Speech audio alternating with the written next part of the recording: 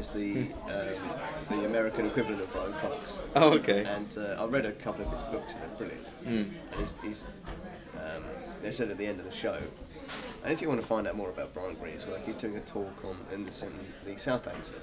Right. And because I was listening to it and listening again, it was only a couple of days until he was actually doing the talk. So shit, southbankcentre.com, found out the seats, and all the seats have been taken except for like a few on the back row. So there's like a big thing here. There's a stage, right? All these seats have been taken, and then all of those have been taken except for those. Like, I thought, oh shit. So I said to my dad, you know, that there are some seats at the back. And he said, well, I might not be able to hear what he's saying. You know, he wears hearing aids. Your dad does? Yeah. Does he? So I thought, okay, well, and I'd booked them, and I'd gone to the next page, and I'd done just about to put my card details in, and I thought, no, I'm just going to go back and just double check it all this. Noticed some seats right at the front here that were like spare, and two of the 8 had been taken. I put my mouse over and it said wheelchair seat. I thought, oh man, like all of these are free, and I'm going to sit there. So, Wait. So all of those are wheelchair seats? Yeah. And Sort of like half of them are wheelchairs, and you've got gaps for between. Oh, yeah, I so see. it's 16 quid for any seat in the house, God. and it's 16 quid for this, and it's like 16 quid for the wheelchair space, and you get the free company seat. So I thought, I went back to my dad and said, okay, well, I managed to get the best seats in the house, right in the middle at the front row, for half price. He said, how did you manage that? I said, well, on one catch you've got to be disabled. Has he agreed to this? Well, we did it. You did do it? So you put your dad in a wheelchair? Oh, Pete. He went to the Red Cross and got a wheelchair for free. I borrowed it. God. And we got on the train. Oh, this wheelchair's a bit difficult. Oh, no, don't worry. Oh, man. Got to go out at Waterloo. And we got a shit wheelchair. God, so you followed it through? Yeah. And Oh, all the people are walking on the train, you know, on the platform. Past my dad, he's setting up the wheelchair. He sat on the chair and went, right, okay, ready to go, let's go. Wheeled him out. Went over to the South Bank Centre, and I couldn't work out how to get to the place because I've never done it on a ramp before. I thought. Surprised me. This isn't the first time you've done this scam, is it? I thought I knew the way, but I turned out I got completely lost, and we got right to the end of this walkway, and there was a dead end, and there was this big staircase down. So, oh, Dad, I don't want to have to walk all the way back, so he had to feign hobbling down the stairs. That's awful. And we So he was pretending to like. yes. Oh man. God. got Man to- with no scruples. He really is disabled in that sense. I felt so bad about it, but it was quite funny. And For me. then, what, you had a good, was it good? Yeah, we got to the place and we hadn't got the tickets yet. And I said, wheeled my dad in. I said, yeah, we got some seats. And oh, okay, yeah. Yeah, you need to go down to the front row. Yeah, that's right. But there were stairs actually down. Okay, I'll get my mate. Oh, Charles, could you? We've got a wheelchair. Someone came over. Oh right.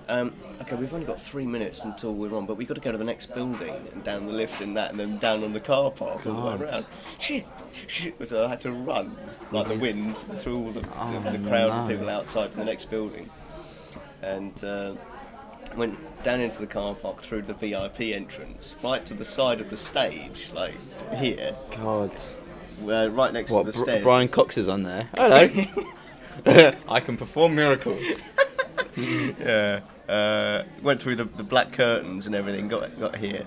Parked up, and I needed. And both my dad and I needed a slash because we had a coffee on the way. God.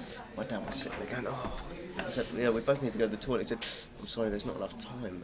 I'm sure you can, but we can't get the wheelchair through." So I ran off to go to the toilet.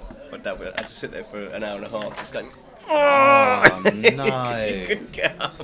Oh God, torture. So the talk was great, right in the middle of the front, and right at the end there were some questions. And right away, the guy came over with a wandering mic. And because I felt if I was sitting in the back, I wouldn't have been able to ask that question. I got the first one in, and I was really pleased to ask it. Mr. Tibbins, can you explain this? What's this water thing? So we had a listen to the talk, and then he said, right, okay, now I've just got to go because we've got a book signing now. What did you ask, even? It was talking about multi-dimensions with. If you imagine like parallel dimensions when the electrons disappear and sort of it's like you have 2 dimensions here, but you have extra hidden dimensions with string theory like looping around like this. And I'm saying if light travels along here, then if photons travel along the other dimensions, does that affect the speed of light? He said no, it just affects force, but then photon is the force carrier for electromagnetic force. So I didn't really understand what he was talking about, but I got his because he said he was doing a book signing. I thought, oh great, I'd love to get a book signed. Perpetual motion machine. What was it? £30 a book. Yeah, 25. So I just chucked my coats on my dad, and we bundled our way out there really quickly because I wanted to get out there before the crowds. Yeah. We got lost on the way up, so Jesus. Got there in the end. We were running through the doors, like these double doors. My dad was had to do this, swim through them, bashing his feet into them. It was running through. Got to the book signing place, and there was a huge queue of people. God. And that was to buy the book. And then there was another huge queue with rope barriers and all this, like winding queue to the book signing. Oh shit, we're going to be all night, aren't we? So I said to one of the people in the black suit, I was just wondering if you could tell me how to get this book signed. So sorry mate, you got to queue up that way, and then you got to queue up. Is this? Oh yeah, this is my dad. Like to get a book. Vietnam vet. He said, oh right, sorry, I didn't understand. Right, yeah, fine, we'll get you to the front of the book. We've got a book, 25 quid. And he said, oh no, don't worry about queuing up, I'll get you to the front. Hello, Carol, yeah, we've got a wheelchair coming through. And he shot, yeah, fine. Oh, yeah. Just rings of people. Right to the front of the queue. Shakes Ash's hand. Oh, it's a miracle! The funny thing is, he didn't even really acknowledge my dad. I just parked him up there, got my book out. Hello, can you make it up to Pete?